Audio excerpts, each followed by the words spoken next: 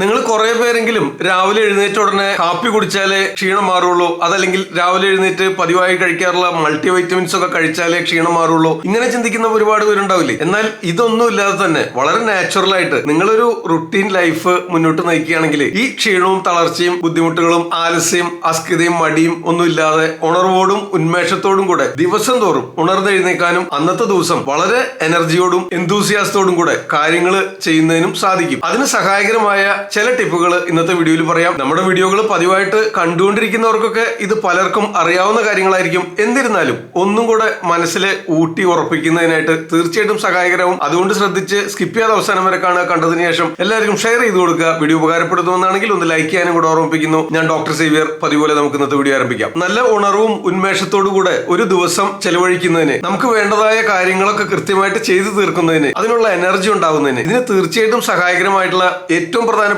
സംഗതി എന്താണെന്നറിയോ? ബ്രാഹ്മമുഹൂർത്തത്തിൽ ഉണർന്നെഴുന്നേൽക്കുക. അതായത് ഒരു 4:30-5:30 മണി സമയത്തൊക്കെ ഉണരാനായിട്ട് ശ്രദ്ധിക്കുക. ഇത് ആദ്യത്തെ കുറച്ച് ദിവസമൊക്കെ നിങ്ങൾക്ക് കുറച്ച് മടിയും ക്ഷീണവും തളർച്ചയും ഒക്കെ അനുഭവപ്പെട്ടേക്കാം. കാരണം ഇത് പതിവില്ലാത്തൊരു സമയമാണല്ലോ. ഈ ഒരു സമയം നിങ്ങൾ കണ്ടിട്ടേ ഉണ്ടാവില്ല. അപ്പൊ അതുകൊണ്ട് ഇതിനെ തുടർന്നുണ്ടാകുന്ന ക്ഷീണം ഇല്ലാതിരിക്കാനായിട്ട് ഒരു വഴി പറഞ്ഞുതരാം. അതായത് നിങ്ങൾ ഈ 4:30 മണിക്ക് 5:30 മണിക്കൊക്കെ എഴുന്നേൽക്കുക എന്ന് പറയുമ്പോഴേ അവിടുന്ന് അതിനേക്കാൾ മുൻപ് ഒരു 8 മണിക്കൂർ ഉറങ്ങിയിരിക്കണം. അതായത് ഒരു 9 മണിക്കോ 9:30 മണിക്കോ ഒക്കെ കിടന്നുറങ്ങാമെങ്കിൽ നിങ്ങൾക്ക് 4:30-ക്കോ 5:30-ക്കോ കൊണ്ടുവരാം. രാത്രിയിൽ കൃത്യമായിട്ട് ഉറക്കവും ലഭിക്കും. ആ സമയത്ത് കിട്ടുന്ന ഉറക്കം ഉണ്ടല്ലോ, നല്ല ക്വാളിറ്റി സ്ലീപ്പ് ആണെങ്കിൽ ഈ 4:30-ക്കോ 5:30-ക്കോ ഒക്കെ ഉള്ളില് എഴുന്നേക്കാനും തയ്യാറാവുകയാണെങ്കിൽ നിങ്ങളുടെ ബുദ്ധിയുടെ പ്രവർത്തനത്തിന് അത് തീർച്ചയായിട്ടും സഹായകരമാവുന്നതാണ്. അപ്പൊ അതുകൊണ്ട് തന്നെ ഇത് ചെറുപ്പകാലം മുതൽ നിത്യേന ശീലിക്കുകയാണെങ്കിൽ നിങ്ങളുടെ തലച്ചോറിന്റെ പ്രവർത്തനം മെച്ചപ്പെടുത്തുന്നതിന്, ഓർമ്മശക്തി വർദ്ധിപ്പിക്കുന്നതിന്, കാര്യകർമ്മകരണ ശക്തിയൊക്കെ വർദ്ധിപ്പിക്കുന്നതിന്, എനർജിയും ഉണർവും ഉന്മേഷവും ഒക്കെ ഉണ്ടാവുന്നർത്ഥം. ഇത് പതിവായിട്ട് നിത്യേന വളരെ കാലം ശീലിച്ചു പോരുമ്പോൾ നിങ്ങളുടെ ശരീരം കാണിച്ചു തരുന്നതായ ചില മാറ്റങ്ങളാണ് ഈ പറയുന്നത്. ഇനി ചെറുപ്പകാലങ്ങളിൽ സാധിച്ചില്ല, വൈകിപ്പോയി എന്നുള്ളത് കൊണ്ടും ഉടനെ തന്നെ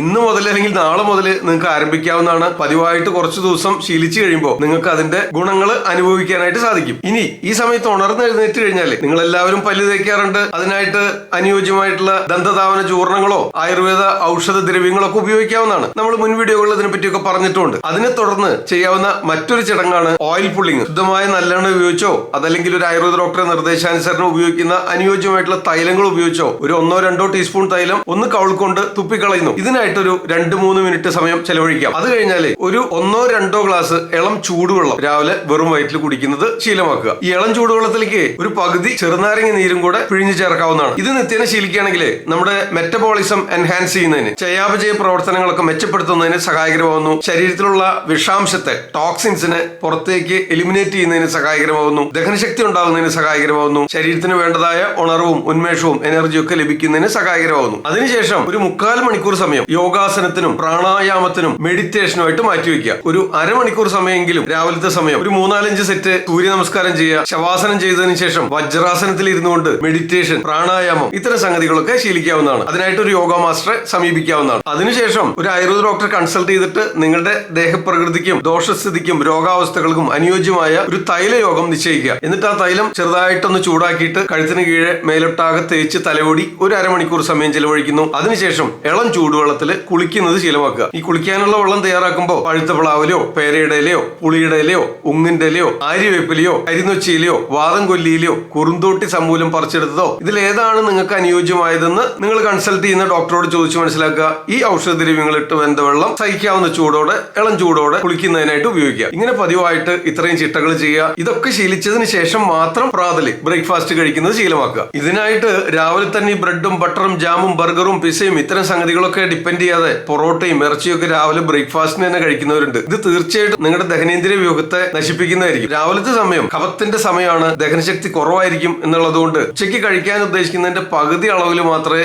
ബ്രേക്ക്ഫാസ്റ്റ് കഴിക്കാൻ പാടുള്ളൂ. അത് നന്നായിട്ട് പാചകം ചെയ്ത എളുപ്പം ദഹിക്കുന്ന ഭക്ഷണ പദാർത്ഥങ്ങളായിരിക്കണം. ഉദാഹരണത്തിന് നമ്മുടെ കേരളീയ കാലാവസ്ഥ അനുസരിച്ച് പൊടിയരിക്കഞ്ഞോ, കഞ്ഞിയോ, വെള്ളയപ്പോ, നൂലപ്പോ, ഇടിയപ്പോ, ദോശയോ, ഇഡ്ഡലിയോ ഇത്തരം സംഗതികളൊക്കെ ശീലിക്കാവുന്നതാണ്. ഇനി അതല്ലെങ്കിൽ ഓട്സോ കോൺഫ്ലെക്സോ ഒക്കെ പാലിലോ വെള്ളത്തിലോ വേവിച്ച് കഴിക്കാവുന്നതാണ്. അതിനോടൊപ്പം തന്നെ സീസണൽ ആയിട്ട് ലഭിക്കുന്ന ഫ്രൂട്ട്സും കഴിക്കാവുന്നതാണ്. ക്ഷീണവും തളർച്ചയൊക്കെ പൊതുവെ തോന്നുന്നവരാണെങ്കിൽ ഒരു പിടി ബദാം തലേ ദിവസം രാത്രി വെള്ളത്തിലിട്ട് കുതിർത്തതിന് ശേഷം രാവിലെ വെറും വയറ്റിൽ ചവച്ചരച്ച് കഴിക്കാവുന്നതാണ്. പ്രഭാത ഭക്ഷണത്തോടൊപ്പം നെല്ലിക്ക ജ്യൂസ് കഴിക്കുന്നത് നല്ലതാണ്. ഒരു 4-5 നെല്ലിക്ക കുരുകളഞ്ഞ് ജ്യൂസ് അടിച്ചത് രാവിലെ ഭക്ഷണത്തിന് മുൻപായിട്ട് സേവിക്കുന്നത് നല്ലതാണ്. കറ്റാർവാഴ പൊളിച്ച് അതിന്റെ ജെല്ല് എടുത്തിട്ട് അതൊരു 1 ടേബിൾ സ്പൂൺ രാവിലെ വെറും വയറ്റിൽ കഴിക്കുന്നത് നല്ലതാണ്. പൈൽസ്, കോൺസ്റ്റിപ്പേഷൻ ഇത്തരം പ്രശ്നങ്ങൾ തോന്നുന്നവരാണെങ്കിൽ 1 ടേബിൾ സ്പൂൺ പശു ഉഴുന്നുനെയ്യിലേക്ക് ഒരു 4-5 അല്ലി ചുവന്നുള്ളി അരിഞ്ഞ് മൂപ്പിച്ചെടുത്തത് രാവിലെ പ്രാതലിന്റെ കൂടെ കഴിക്കാവുന്നതാണ്. ക്ഷീണവും തളർച്ചയും ഹീമോഗ്ലോബിൻ കുറവൊക്കെ അനുഭവപ്പെടുന്നവരാണെങ്കിൽ 1 ടേബിൾ സ്പൂൺ ഉണക്കമുന്തിരി കഴുകിയെടുത്ത് ഒരു രാത്രി വെള്ളത്തിലിട്ട് കുതിർത്തതിന് ശേഷം പിറ്റേന്ന് രാവിലെ ഞെരടി പിഴിഞ്ഞ് ചേർത്ത്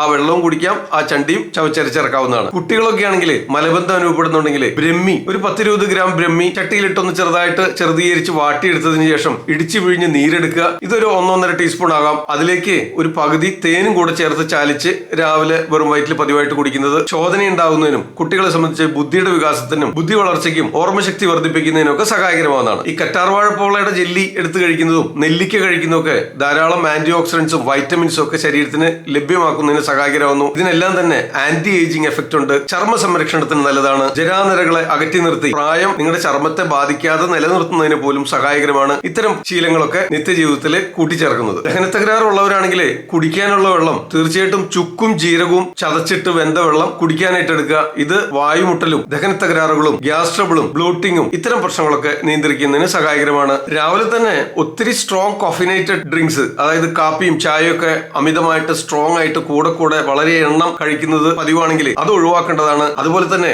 എണ്ണയിലിട്ട് വറുത്ത പൂരി മസാലയും ബട്ടൂറയും ഇത്തരം സംഗതികളൊക്കെ, എണ്ണപ്പലഹാരങ്ങൾ, ഉഴുന്നുവട, പരിപ്പുവട ഇത്തരം സംഗതികളൊക്കെ രാവിലെ തന്നെ കഴിക്കുന്നത് തീർച്ചയായിട്ടും ഒഴിവാക്കേണ്ടതാണ്. പുതിയ തലമുറ രാവിലെ എഴുന്നേറ്റ ഉടനെ തന്നെ ഈ ബർഗറും ഇതിനൊക്കെ അടിമപ്പെടുന്ന ഒരു ശീലം കണ്ടുവരുന്നുണ്ട്. അത് തീർച്ചയായിട്ടും ഒഴിവാക്കേണ്ടതാണ്. കാലാന്തരത്തില് ദഹനേന്ദ്രിയ വ്യൂഹവുമായി ബന്ധപ്പെട്ട് ഒരുപാട് രോഗാവസ്ഥകൾക്ക് നിങ്ങൾ അടിമകളായേക്കാം. അപ്പൊ അതുകൊണ്ട് നാച്ചുറൽ ആയിട്ടുള്ള, ഹോംലി ആയിട്ടുള്ള, ഓർഗാനിക് ആയിട്ടുള്ള ഭക്ഷണ പദാർത്ഥങ്ങൾ കഴിക്കാനായിട്ട് കൂടുതലും ശ്രദ്ധിക്കേണ്ടതാണ്. രാത്രികാലങ്ങളിലുള്ള 8 മണിക്കൂർ സമയത്ത് ഉറക്കവും പകൽ ഉറങ്ങാതിരിക്കുന്നതും നിത്യേനയുള്ള തൈലം തേച്ചു കുളിയൊക്കെ വാതദോഷത്തെ നിയന്ത്രിച്ചു നിർത്തുന്നതിനും നമ്മുടെ 108 മർമ്മങ്ങളിലൂടെ ഈ തൈലങ്ങൾ ശരീരത്തിലേക്ക് ആഗിരണം ചെയ്യുന്നു. ശരീരത്തിന്റെ സ്നിഗ്ധത നിലനിർത്തുന്നു. പ്രായാധിക്യം ബാധിക്കാതെ ജരാനരകളെ അകറ്റി നിർത്തുന്നതിന് സഹായകരമാകുന്നു. എനർജിയും ഉണർവും ഉന്മേഷത്തോടു കൂടെ പ്രവർത്തിക്കുന്നതിന് സഹായകരമാകുന്നു. സുഖശോധന, നിത്യേനയുള്ള ശോധന വരുത്തുന്നുണ്ടെന്നും ഉറപ്പുവരുത്തേണ്ടതാണ്. കൂടുതൽ നിർദ്ദേശങ്ങൾക്കും നിങ്ങളുടെ ദേഹപ്രകൃതിക്കും രോഗാവസ്ഥകൾക്കും അനുയോജ്യമായിട്ടുള്ള നിർദ്ദേശങ്ങൾക്കായിട്ട് തീർച്ചയായിട്ടും ഒരു ആയുർവേദ ഡോക്ടറെ സമീപിക്കാവുന്നതാണ്. ഈ വീഡിയോ എല്ലാവരുടെയും അറിവിലേക്കായിട്ട് ഷെയർ ചെയ്ത് കൊടുക്കാം. മറ്റൊരു വീഡിയോയിൽ വീണ്ടും കാണാം. തൽക്കാലം നിർത്തട്ടെ. നന്ദി, നമസ്കാരം. ഞാൻ ഡോക്ടർ സേവ്യർ, ആദ്യം ആയുർവേദം.